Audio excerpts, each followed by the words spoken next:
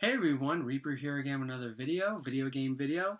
This is some rare and collectible Sega CD games. Now, I don't have too many Sega CD games, and the system certainly has its fair share of rare games. At the end of this video, I'll put in a couple of graphics showing some of the rarer games that are on the system that I don't have in my collection and what they usually go for. So let's just show some the ones that are in my collection. Now, I don't know if this one's necessarily rare, but it's become more sought out over the years. This is Dark Wizard. This will probably run you about maybe $30 to $40. It might even be up to $50 for right now. I don't know. But it's one of those turn-based strategy games. Now, listen, I like turn-based strategy games, but this game, it takes a lot to get into. This is not a game that's for just any Vandal Hearts or Final Fantasy Tactics fan. It takes a lot to get into. I would say this is even more advanced than playing Ogre Battle. You'd probably understand that one more than this one. But it takes a lot of time and it's a very long game. But if you put the time in, you would enjoy it. But it takes some getting into. Now, Sega CD, they released, obviously, games in these sort of large jewel cases, right? But they also released some games in boxes, like the way Nintendo used to release them in boxes. So sometimes the boxes got crushed, like this one right here, a little bit crushed.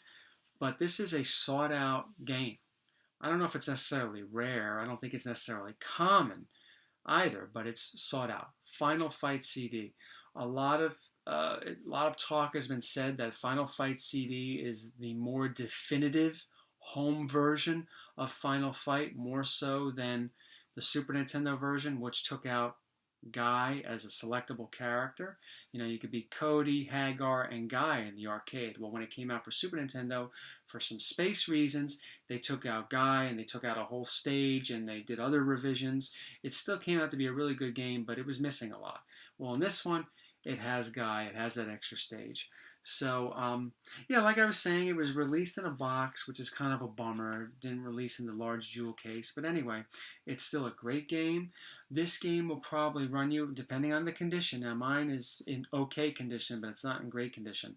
If it's in a really minty, if it's in real minty shape, it'll probably run you about $120. But most of the time, it's usually about $90 to $100. Now, have you seen this game in my PlayStation series of Rare and Collectible as a port, or sort of like a remake rather? Here's the original release of Lunar the Silver Star. The encounter rate, for those that play role-playing games, and you know what I'm talking about when it comes to encounters, was a little too frequent. And this game, sometimes it was a little too frequent, which was a little bit of a bummer. But other than that, it was still a pretty good game. Working Designs did a really good job with this. This version will probably run you about $100 to $120. And of course, they released a sequel a couple years later that came out in 1993. This came out in 1995, right when the Sega CD was on its way out. After I think it came out after the Sega Saturn was released. I might be wrong on that. But anyway, we have Lunar, Eternal Blue. They also re-released this for the Sega Saturn in Japan only. They re-released it on PlayStation, like I showed you in one of the previous PlayStation videos. But here's the original version of Lunar 2. This will probably run you about the same amount as the first one, about $100, maybe $120. So here we have Night Trap. Again, the original release was in this box. And this box is in worse shape than my Final Fight game. But anyway, I don't know if it's necessarily rare. I mean, there was a big controversy about Night Trap. They re-released it with a different box, with different artwork.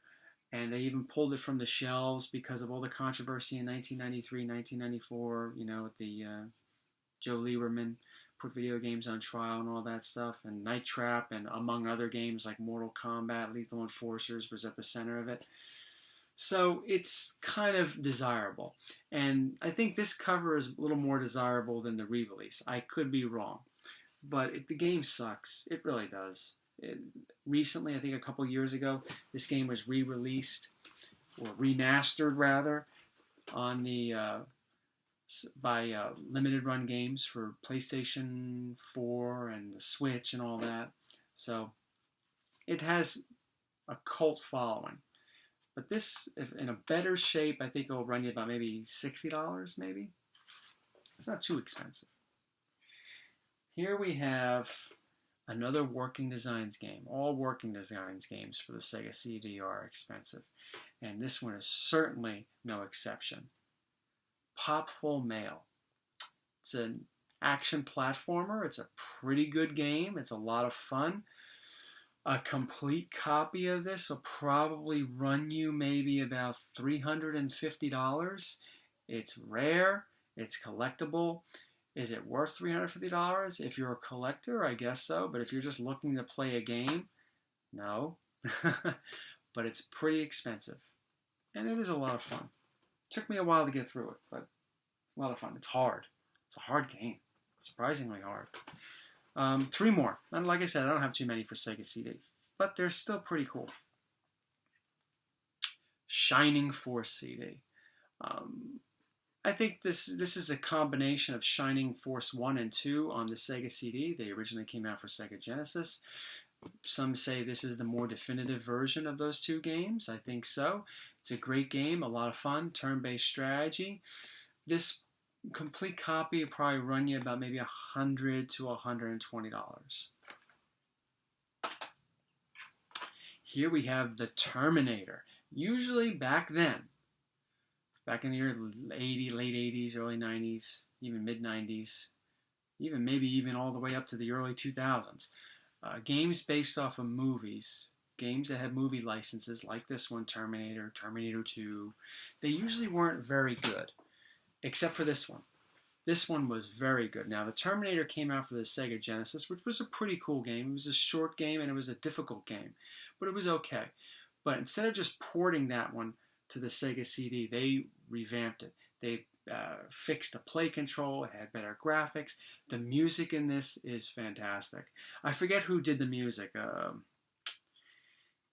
Some famous guy. I mean, I know that doesn't really narrow it down, but he did a really good score for this game.